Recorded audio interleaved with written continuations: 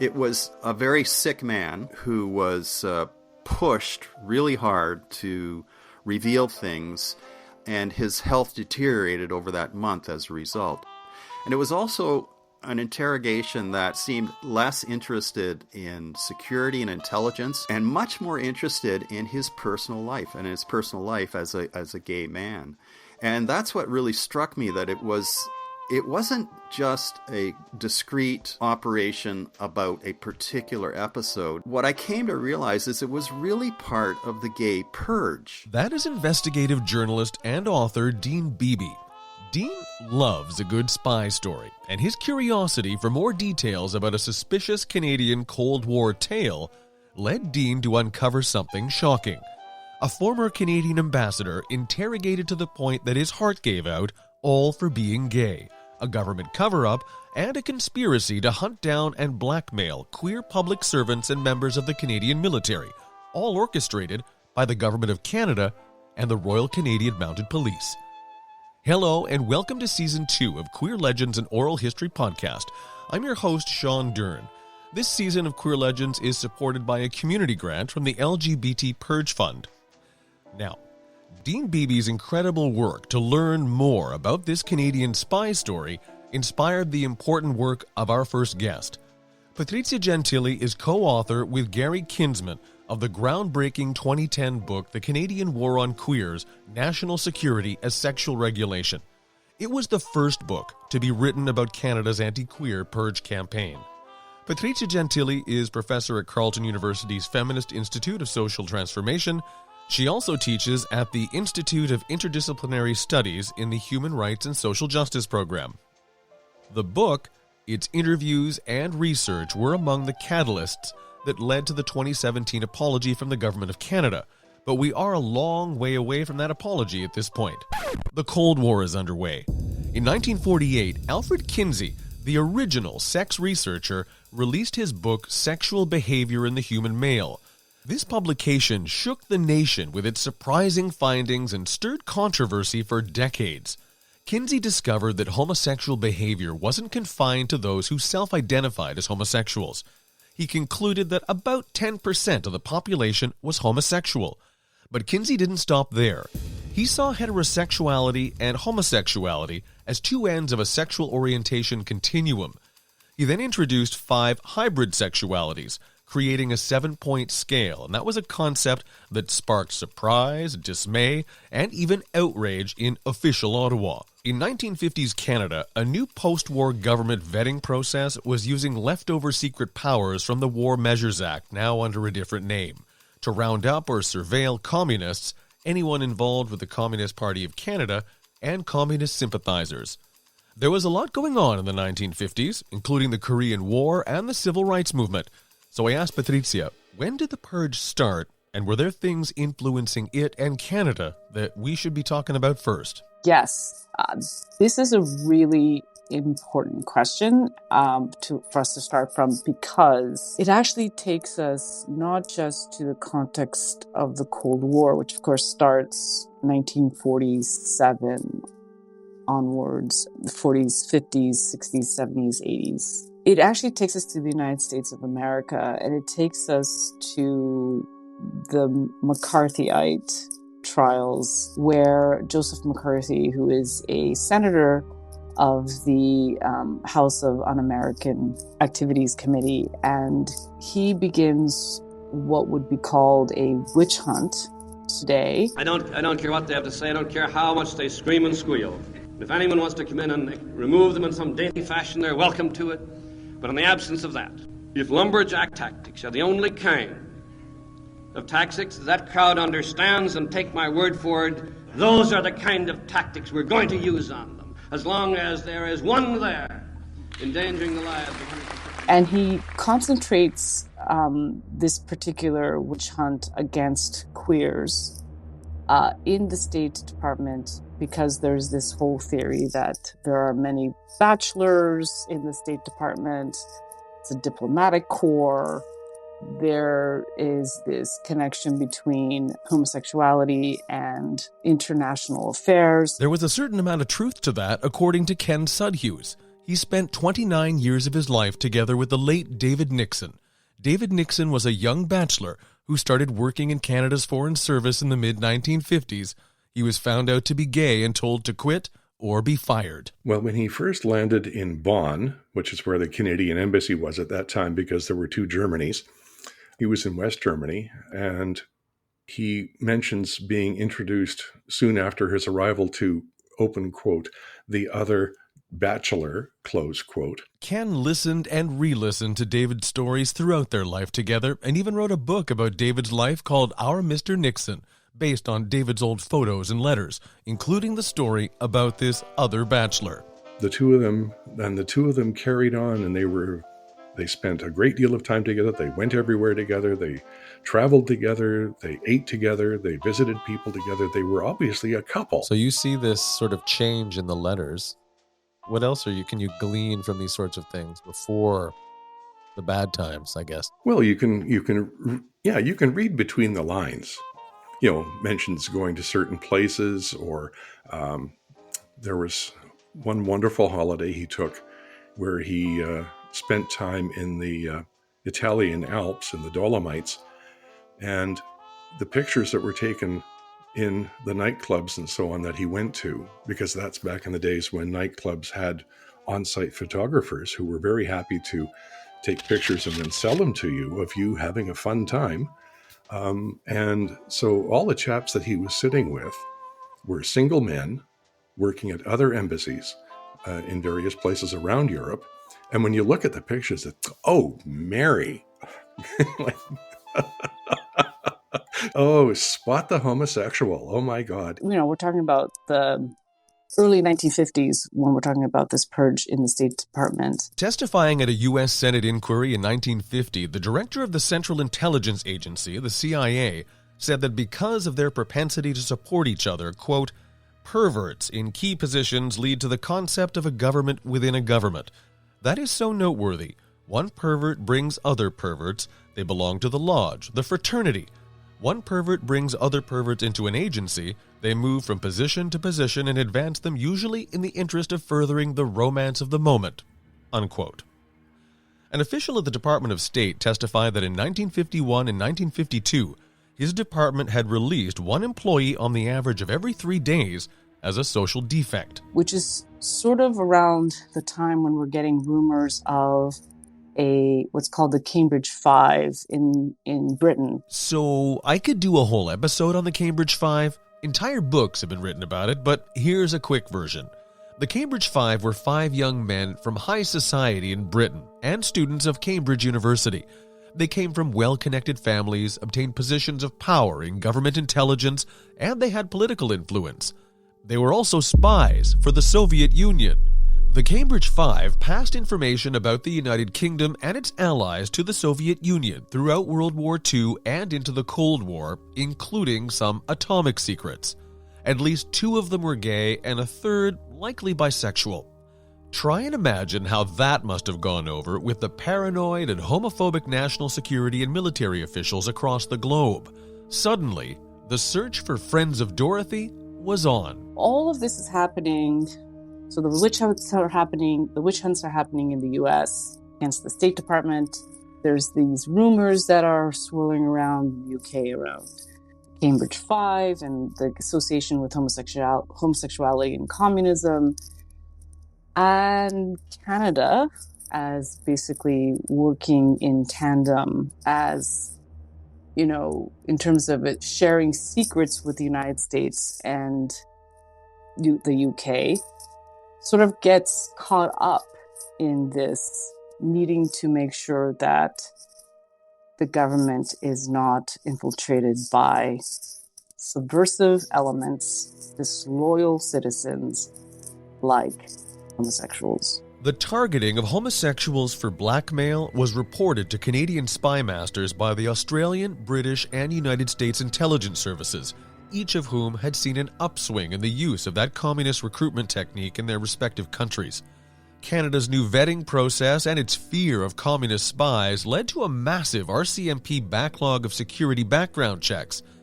And then on the 16th of October, 1952, the Liberal government of Prime Minister Louis Saint-Laurent launched the Canadian War on Queers with new orders to the heads of departments and agencies in the form of Cabinet Directive No. 24. These new orders, declassified thanks to the LGBT Purge class action lawsuit settlement, dropped specific reference to fascist organizations in recognition of the diminished threat perceived from them. But it stipulated a new principle about people who were allegedly unreliable because of defects in their character. Its main goal was to keep homosexuals out of government jobs that required sensitive information. The Liberal government clamped down on queers even further in 1953 with amendments to the Criminal Code, which added women to Canada's gross indecency law by removing any specific reference to men. A conviction, by the way, could put you in jail for up to 5 years. A 1955 Australian Royal Commission report on espionage reconfirmed that the Soviets were in fact exploiting so-called human weaknesses to their benefit. And then at Christmas that same year, queer public servants got coal in their stockings in the form of Cabinet Directive No. 29. This one targeted the character weaknesses to make sure that gays didn't or couldn't have access to classified information. The worst part is that it added the following vague language, quote, "Such defects of character may also make them unsuitable for employment on grounds other than security," unquote. So I asked Patrizia, with all of this going on, when does Canada really fire up the purge machine and decide, okay, we've got a problem, let's get to it, and here's how we're going to do it? So I think by the time it's 58, the Diefenbaker government is basically saying to its top civil servant officials, the people, I'm talking about the people who are advising the prime minister, to create what's called a security panel. That security panel is made up of the clerk of the Privy Council, the secretary to the prime minister, which is a high-ranking civil servant position, ministers of important portfolios like the Ministry of Immigration and Citizenship, Justice, the RCMP commissioner. They're on this thing called the security panel. And the security panel, this is to answer your question about when do we fire up the machine. That security panel, which is made up of these really important ministerial, public servant, and RCMP officials, is basically an advisory council. It's an advisory council to the Prime Minister's office. And that security panel is not necessarily directly, answerable to the electorate, to the citizens, right? It's an advisory council on security. So it sounds like this panel is sort of like a gray area off the grid kind of thing happening, but nobody officially knows. That's right. And everything that comes out of it is top secret. And it basically creates the map, and I'm going to call it a map, it orchestrates what we now understand as the anti-queer purge campaigns. In 1956, the RCMP intelligence service responded to the so-called homosexual threat by forming a special squad of investigators in A Division and a separate filing system at headquarters to identify queers in the government service and to inform department heads about people who therefore posed a security risk. The Government of Canada was, quite literally, as Patrizia said, creating the map for the LGBT Purge. In fact, the RCMP intelligence service even thought they had found just the right gay to help them. Which brings us back to investigative journalist Dean Beeby. When I first came across this story, not very much was known about it. And so it seemed a natural for the Access to Information Act. The Act had just been come into force in 1983. Here was a spy story where we only had kind of oral histories about it. We only really had the RCMP's view of this story. And so the Access to Information Act seemed to give us another route to finding out the truth about that story and making it public. So it was those two things, those two streams, my curiosity about this particular spy story and the fact that we suddenly had a tool that could elucidate what really happened there. We didn't have to rely on, the RCMP for their version of it. So it came together quite nicely. I did a book in 1987 which laid out a lot of the story. So Watkins was a a diplomat in Canada's diplomatic service. He served in Moscow in the 40s and again in the 50s as our ambassador. And the story is he was compromised while he was there. He was gay. The government didn't know that. There was no record of his proclivities, if you want to put it that way. And so they posted him as a single man in Moscow, and he was photographed in a liaison with a male lover in a hotel room. The KGB set him up for blackmail, and he came back to Canada and didn't confess this blackmail to his superiors there, and eventually retired without this secret being disclosed. And the only reason the secret was disclosed is because there were a series of Soviet defectors in the early 60s who said, we had a guy in your foreign service who we had compromised, and he was serving us by giving us information and that sort of thing. Coincidentally, when Watkins was first posted to Canada's embassy in Moscow back in 1948, he was there to replace John Wendell Holmes as the chargé d'affaires, or sort of an acting ambassador. Unknown then, but revealed in a 1967 RCMP briefing note, Holmes was secretly forced to resign an ambassadorship in 1960 when it was discovered that he too was gay. With heightened suspicions of homosexuality at Canada's embassy in Moscow, the RCMP became even more determined to get their man at any cost. He was there from 54 to 56, and just before he came home in 56, the KGB revealed this blackmail operation. He retired in 1963 to Paris. RCMP only found out about this blackmail for sure after he had retired. They knew somebody had been compromised, but they didn't know it was him. So that was sort of the bare bones of the story, and we've heard that story told in a book by John Sawatsky, which was published in 1980, I believe, 1981. And John Sawatsky is a very interesting journalist.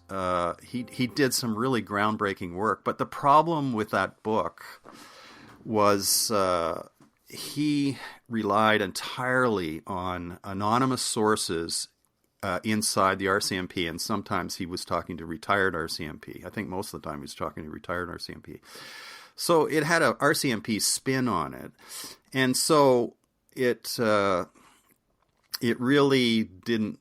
It made the RCMP into a more benign organization than it turns out they were. Everyone wants to think that, it's just the RCMP were out of control. The RCMP was in direct decision-making with civil servants that were working extremely close with the Prime Minister and ministers of major portfolios like foreign affairs, immigration, citizenship, justice, etc. We try to pierce that by using the Access to Information Act and, find out what really went on.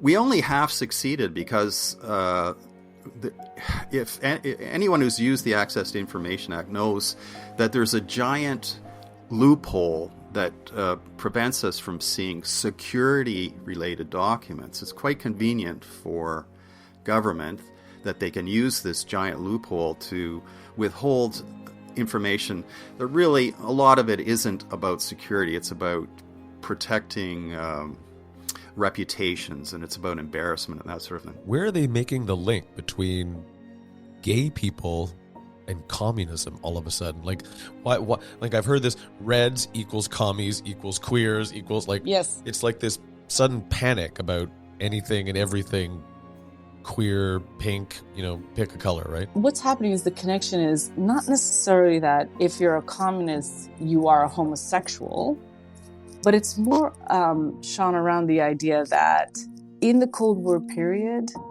you were either on the side of freedom and free markets and capitalism, which means that you were loyal to the West, or you were a traitor, and therefore you were part of this evil empire who was against capitalism, who were against the idea of freedom, and that this evil empire that was basically emanating from the Soviet Union, which was at the time called itself a communist country. That meant if you believed in those values, then there you were a traitor to the values of the West. Can you, based on your research, can you maybe shed some light, or have you seen something in the documentation? What is it that makes or made the Canadian government distrust or hate gay people so much? Oh, well, isn't that the $64,000 question? I mean, one of the Canadian government in the 50s claimed that there was a practical aspect to this. Homosexuality was disparaged socially, and therefore homosexuals would be a natural target for blackmail. So there was a lot of argument that this was just a reality, and therefore gays could not work effectively in the public service. A briefing note marked and underlined RCMP eyes only says, by 1958, the steady increase in the number of security cases involving character weaknesses presented for the consideration of the security panel, coupled with the insight gained into Communist Bloc Intelligence Service homosexual recruitment operations, led to a growing awareness and concern on the part of the government over the peculiar security problem posed by homosexuals in government jobs. That same RCMP Eyes Only document confirms what Patrizia Gentile told you earlier.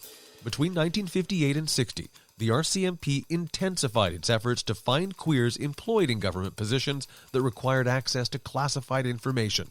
Their plan was to reduce the chance of communist spies blackmailing Canadian gays by surveilling and blackmailing Canadian gays better than the Soviets. This extended beyond people who had access to security and intelligence information. It was everybody, because anybody could rise up in the public service and then eventually become able to view security intelligence documents. The practical argument became twisted very quickly because homosexuality was a crime at the time, or homosexual activities were a crime.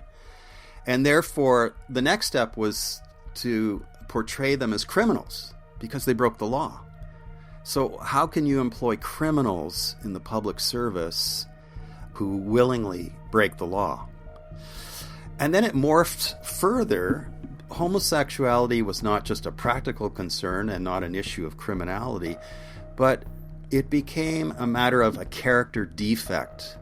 So gays, because of their orientation, had defective characters, and therefore they were not people to be trusted in any sphere. They were prone to lying, to deceit, all that sort of bullshit. As the RCMP investigations heated up, a talented Canadian diplomat named E. Herbert Norman died by suicide in April of 1957. He was accused of being a communist sympathizer and maybe even a spy. In notes that he left for his suicide, he swore his innocence, and he said that he thought his sexual orientation was harming international relations. A year after Norman's death, on July 2, 1958, the Secretary of Canada's Security Subpanel advised its members that, in dealing with a recent difficult security case which involved a character weakness, the Prime Minister expressed the wish that this aspect of the security problem should be re-examined. The memo continued, while it can't be said to be no risk, it appears that it may now be possible to make some distinction between the kinds of weaknesses which could affect the reliability of an employee and to modify the existing policy accordingly. But it does seem that the evidence at hand would warrant the consideration of an alternate way of guarding against it, which would be more sympathetic, frank, and effective. Now, to translate that from 1950s Ottawa bureaucrat speak, this memo was a significant reprimand and a request to treat homosexual employees with more dignity and respect. It's interesting, too, to note that throughout my research, I have found only a few instances like this, and there was at least one deputy minister, for example, who opposed the purge and is quoted as having said, "The exclusion of homosexuals from posts involving the handling of classified information might also deprive the government service of brilliant individuals whose homosexuality would be more than adequately neutralized by proven discretion in behavior."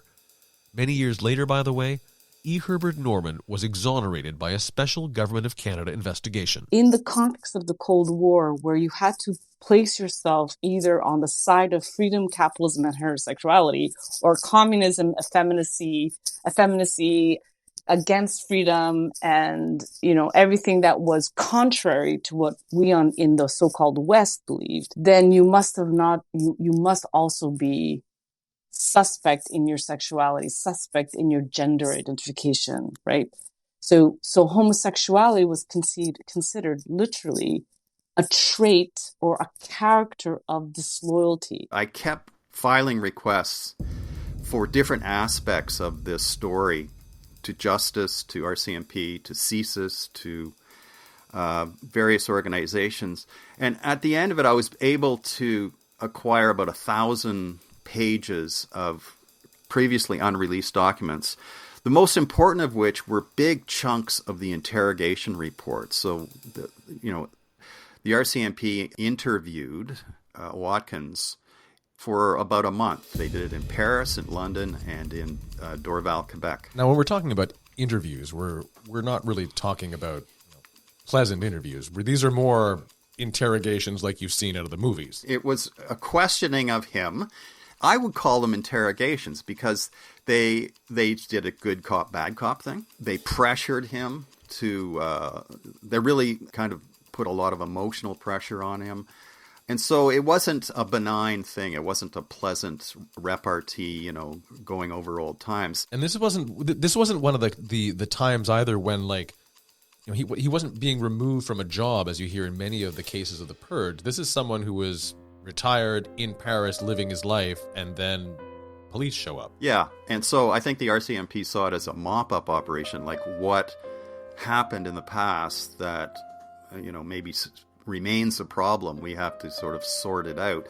But he was no current threat to security. He had no role in the department. He had no post-retirement contracts or anything like that. They're trying to figure out, as a security panel, how are they going to find out who is queer and who is not in the civil servants, in the police forces, and in the military in particular. This trove of new material, a lot of it from the interrogation, just put a completely different light on this operation. Because it really showed that the received story from Sawatsky and others, that there was a kind of pleasant, back and forth between him and his interrogators, just wasn't true. It was really kind of ugly. It was ugly is the word I'd put to it. It was a very sick man who was pushed really hard to reveal things, and his health deteriorated over that month as a result.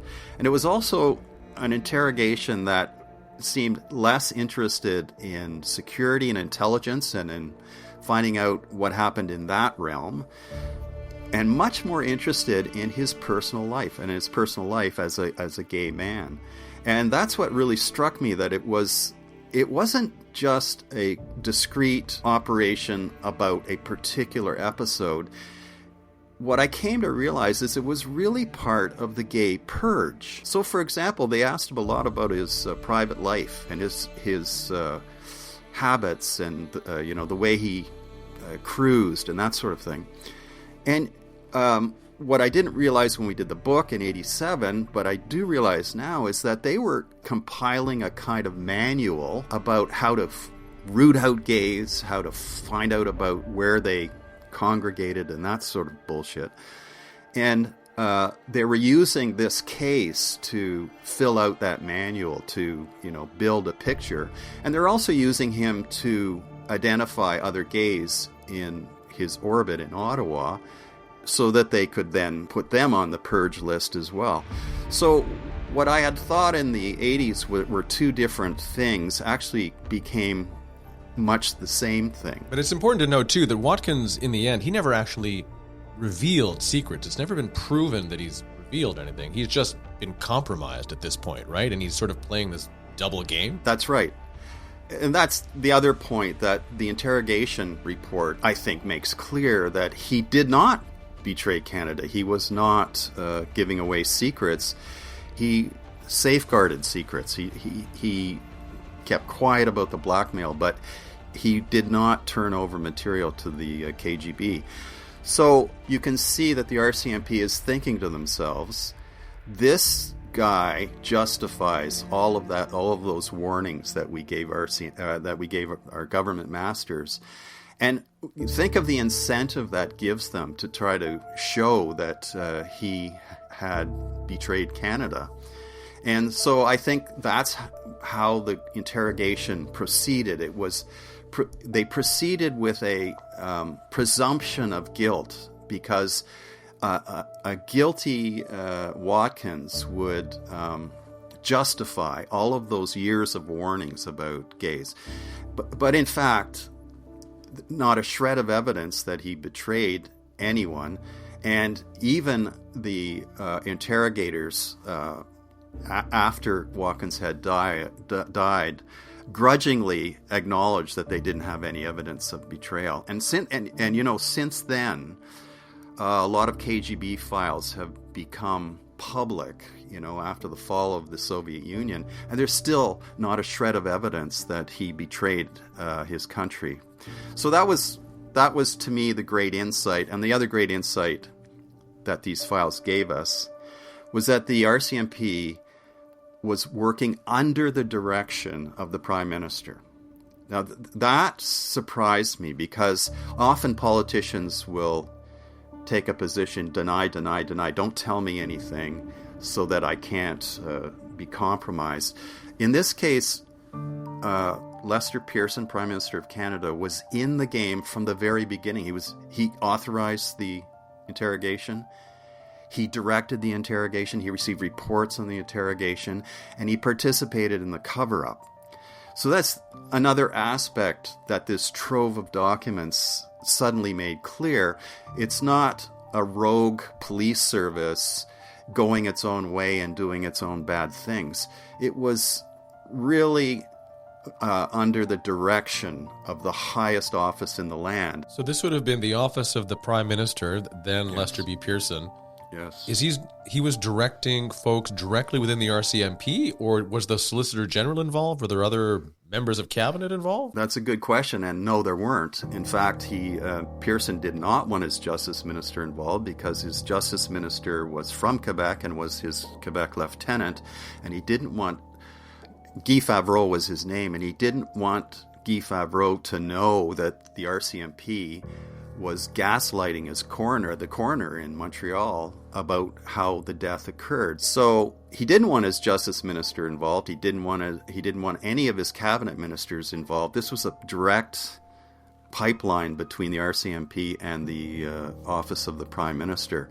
So I found that surprising. Why was Pearson so engaged on this file? Is he connected to Watkins somehow, or did they know each other? Yeah, they were very close colleagues at the Department of External Affairs in the 50s, and Pearson had appointed Watkins to Moscow. He gave him the job in Moscow as ambassador. Pearson also was very involved in the relationship between the Soviet Union and Canada in that period. He visited the Soviet Union. There was a very famous visit he did to the Crimea in 1956, I believe it was. And but further to that, Watkins said, he told the Prime Minister, I'm being given access to very high levels of the Kremlin, and I'm not sure whether it's safe to do so, or whether I'm being set up or what. This was before he was told he had been blackmailed. And he asked the Prime Minister's permission to talk to these people in the Kremlin as a kind of direct line into the highest levels of the Soviet Union. It turns out these contacts were KGB, and they were the guys who were setting up Watkins. But the point is, Pearson himself signed off on this relationship. So Pearson was very involved in this file from the very beginning, and I just think he felt it was something that he had to sort out himself. What is a 1960s era PMO thinking about all of this? One thing they're thinking about is the United States, because there is a very clear problem presented by the Watkins case, because there were people in the U.S. intelligence community and the CIA who felt that Canada was the weak link in NATO, in Five Eyes. And worse, they felt that communists had infiltrated the Canadian government. I mean, a lot of this is bogus. I mean, it's in retrospect, it just sounds crazy, but it was a real belief with the CIA at the time. So you can see why a prime minister who can be seen to have played footsies with the Soviet government in the 50s, who had put an ambassador in place who became blackmailed and was never discovered during his time as ambassador or later. You can see from the American point of view, the suspicious anti-communist American point of view, that this would raise all sorts of red flags about Canada and about the Prime Minister, about Pearson. And so I think Pearson understood that he had to douse this very quickly. He had to cover it up. He had to keep the details very quiet from his own cabinet, from his own justice minister, from the Quebec government. He had to cover it up because it could blow up in his face as a Canadian American problem for our participation in the Five Eyes and NATO and that sort of thing. With A Division focused on the government's so-called character weakness problem, the straight white men of the RCMP intelligence service came to two conclusions. One, normal security screening procedures weren't enough for their investigations of queers. And two, if their so-called national security investigations were going to be successful, they needed more power. The RCMP wanted to investigate and interview people in non-classified jobs, including people outside the public service. Next time on Queer Legends, an Oral History podcast, around this same time, the RCMP became eager to find new ways to detect, blackmail, and dismiss homosexuals, even if it meant relying on immoral, unethical, and unreliable research experiments. The psychiatrist who he went to see sent him with a referral to the Allen Memorial Institute at McGill, because it was very highly thought of as a psychiatric institute, and thought that David would be able to get some good help there. So he went to the Allen, checked himself in, and was there for about 2 years. And the Allen at the time was being run by Dr. Ewan Cameron, who was working for both the CIA and the RCMP doing brainwashing experiments. And David was one of them. That's when they also start to reach out to people like Dr. Frank Wake, who was a psychology professor at Carleton University, which is where I work, in order to come up with something like the fruit machine. These Canadian government policies and research experiments were deeply influenced by similar research being undertaken by the U.S. government. You'll hear about the real-life consequences that they had for the late Canadian cipher clerk David Nixon, plus the birth of the fruit machine as Canada's war on queers intensified. Thank you for listening. This episode of Queer Legends was researched, written, recorded, and technically produced by me, Sean Dern. The executive producer is Ian Capstick. Season 2 is supported in part through a community grant from the LGBT Purge Fund. If you're enjoying Queer Legends, don't forget to give us 5 stars and a great review wherever you happen to be listening right now. Queer Legends, an Oral History podcast, is a Secret Agents production. Find us on Spotify, Apple Podcasts, YouTube, and wherever else you go for great storytelling.